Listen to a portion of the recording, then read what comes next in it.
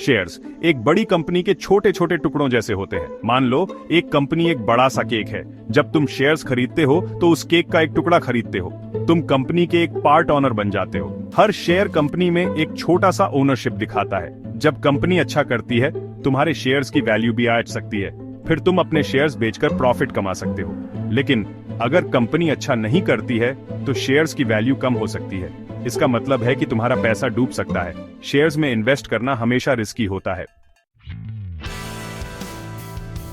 लोग कई वजहों से शेयर्स खरीदते हैं। कुछ लोग शेयर्स इसलिए खरीदते हैं क्योंकि उन्हें लगता है कि उनकी वैल्यू समय के साथ बढ़ेगी। इसे कैपिटल अप्रिसिएशन के लिए इन्वेस्ट करना कहते हैं। दूसरे लोग डिविडेंड्स के लिए शेयर्स खरीदते हैं।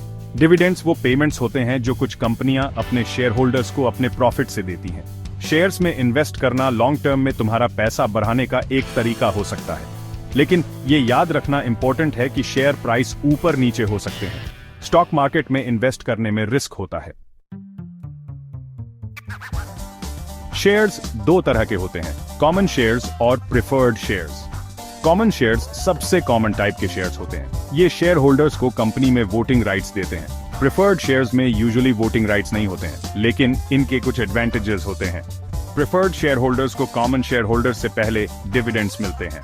कॉमन और प्रिफर्ड शेयर्स का डिफरेंस समझने से तुम इन्फॉर्म्ड इन्वेस्टमेंट डिसीजंस ले सकते हो।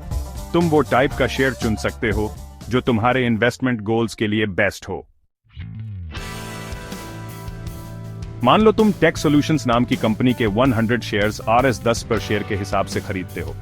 तुमने कंपनी में RS1000 इन्वेस्ट किए हैं। अगर कंपनी अच्छा परफॉर्म करती है तो शेयर प्राइस RS20 पर शेयर तक भी आ सकता है। अब तुम्हारे शेयर्स RS500 के हो गए। तुमने RS500 का प्रॉफिट कमाया। लेकिन अगर कंपनी अच्छा परफॉर्म नहीं करती है तो शेयर प्राइस RS5 तक गिर सकता है। अब तुम्हारे शेयर्स RS500 के रह गए। तुमने RS500 गंवा दिए।